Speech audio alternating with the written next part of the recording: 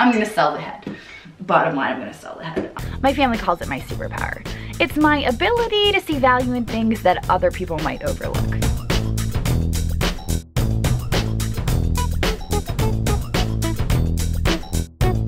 Sometimes I go picking with my boyfriend, sometimes it's my best friend Sue, and sometimes it's my kids. But at the end of the day, it's all about having fun and hopefully just maybe making a profit. Alright, so I just posted a shopping video over on Relic Recoverist, and what I like to do is split up the videos. So I post my shopping video over there, and over here on the Crazy Lamp Lady channel, I post a haul video where I talk a little bit about what I bought, how much I paid for it, and how much I think I can get for it. So, this is what I bought today. If you want to go check out the video, I'll put a link to that down in the description.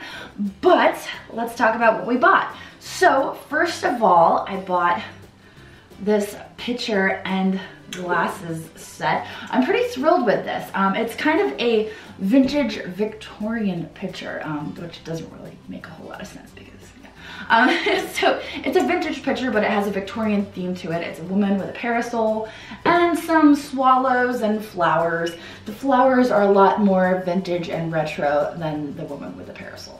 But I was looking online doing a little research before I started the video. There are a set of glasses. I think it was 6 glasses. Somebody's asking $120 for just the glasses, which I think is a little ridiculous.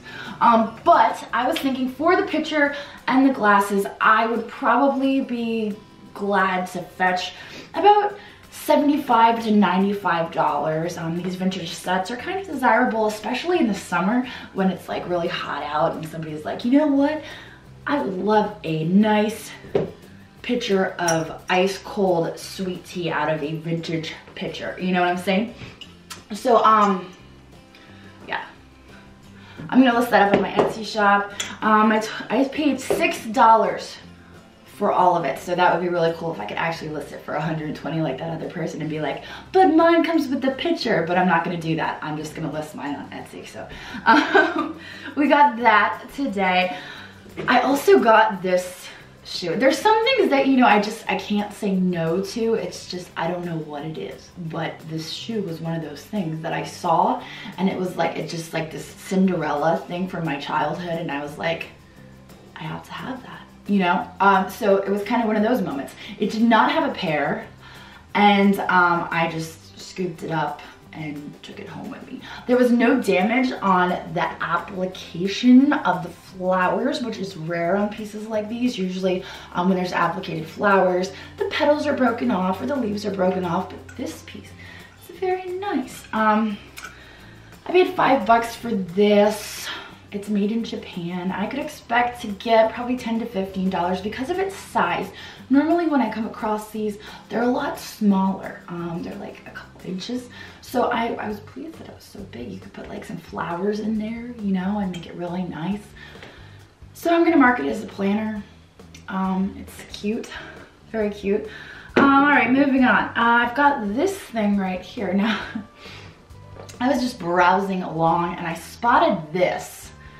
And I'm like, what the heck is that thing? Can you guys see it? Or is the glare from my ring light like way too bad on that? There is a bird in there, like a little frosted bird. This is actually a paperweight, and it's like a bird. It's meant to look like a bird cage. And there's a paperweight, and it's made by Hofbauer, I believe is how you pronounce it. It's crystal.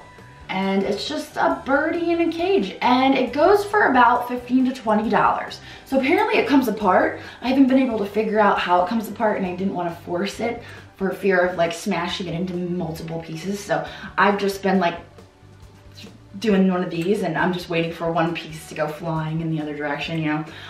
But I only paid $4 for it, so there's still room for a profit there. I'm pretty pleased with my little paperweight. So that's gonna also be going up on my Etsy store after I polished it up with a little bit of Windex or something, because it's a little bit, it could use a little polishing, you know what I'm saying? I just totally unpacked everything and threw it on the table. So nothing's been cleaned as normal. That's normally what I do. So you guys are like, oh, that's disgusting. But I do clean it before I sell it, so just for the record. This little guy my son has already claimed, so he's not actually being sold, but I paid 99 cents for him. He's just an adorable little puppy dog. He reminded me of Morton Pottery. I'm not exactly sure who made him. He's not marked, but he is reminiscent of Morton Pottery. They make a little like bulldog. Ooh, I always do that. I need to be more careful and less animated, because one of these times I'm just gonna like throw something across the room, and the video is gonna go viral, but I'm gonna be like so depressed with myself for having broke something.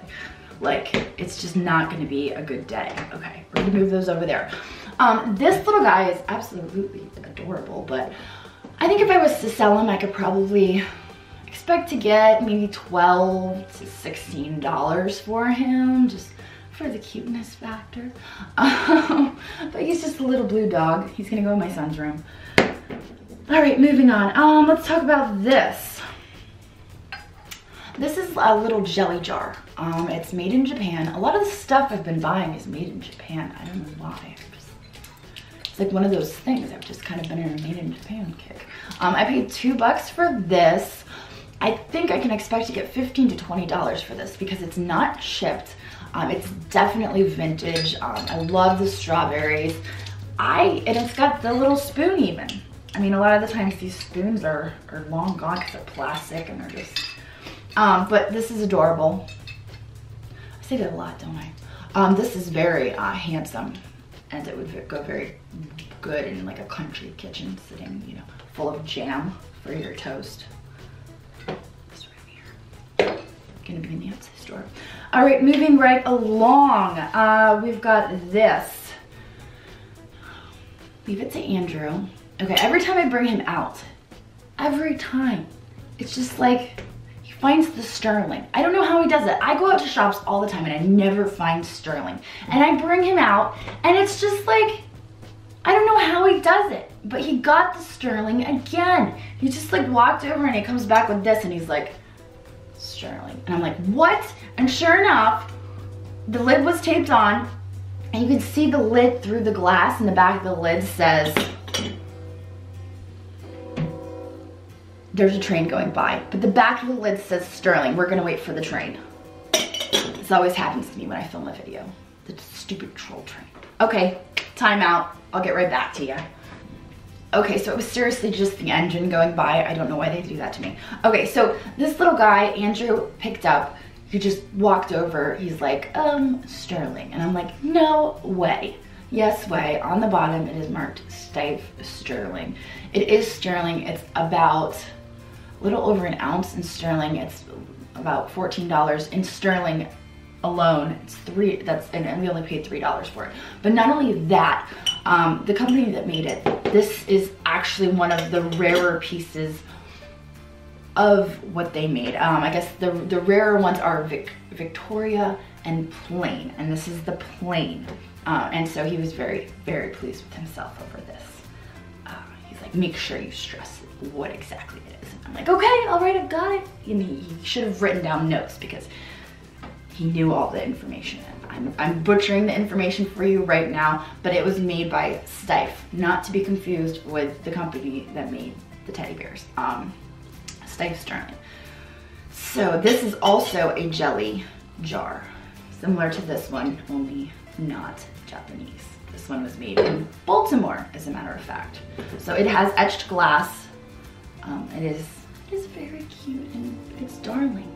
Okay, moving right along. Now this piece is an ashtray, and you're probably thinking, why would you buy an ashtray?